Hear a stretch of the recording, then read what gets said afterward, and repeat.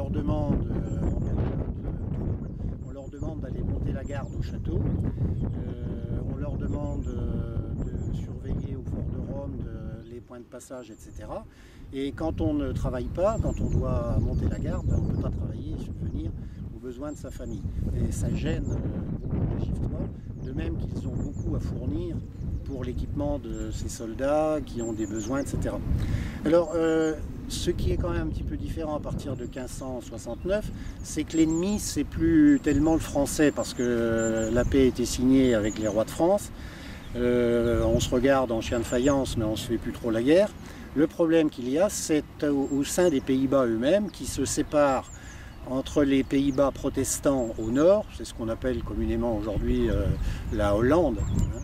et les Pays-Bas catholiques au sud, et il s'ensuit une guerre civile religieuse dans les Pays-Bas, comme il y en a une d'ailleurs en France qui va se développer à la fin du XVIe siècle.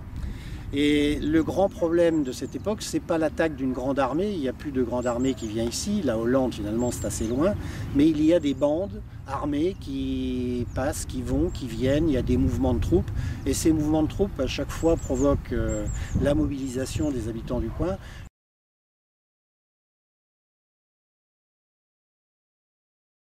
Une anecdote, par exemple, en 1578, des jeunes gens de Chaux repartent chez eux après avoir monté la garde à Charlemont, parce qu'on annonçait le passage de troupes allemandes à Givet, et puis il fallait surveiller ces troupes qui pouvaient piller. Bon, les jeunes gens, il ne s'est rien passé, donc les jeunes gens repartent à Chaux. Et sur la route de Chaux, sur le chemin, il faut imaginer ces jeunes gens avec leur arquebuse dont la mèche a été allumée, qui se mettent, ils sont tellement contents qu'il ne se soit rien passé et de rentrer vivants dans leur village, et ils se mettent à danser, à chahuter, et malheureusement, un coup part et un pauvre malheureux reçoit une balle en pleine poitrine et il meurt dans les bras de son compagnon, qui va demander grâce après au seigneur local parce qu'il ne l'a pas fait exprès et c'était pas de sa faute.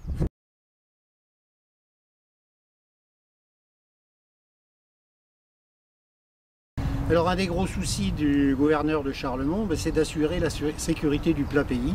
avec les bandes armées qui errent ici et là, pillant la population et faisant régner l'insécurité.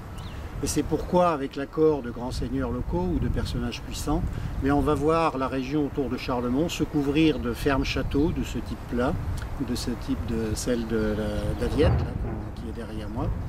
et qui a été construite donc en 1660, mais qui est probablement une reconstruction d'un bâtiment antérieur, et qui est construite par Jehan Pousson, qui était un des munitionnaires, c'est-à-dire un des hauts fonctionnaires qui était chargé de l'approvisionnement de la garnison de Charlemont. Mais on aura des châteaux comme celui de Beaurain ou de Hierges, qui sont construits aussi dans le même objectif,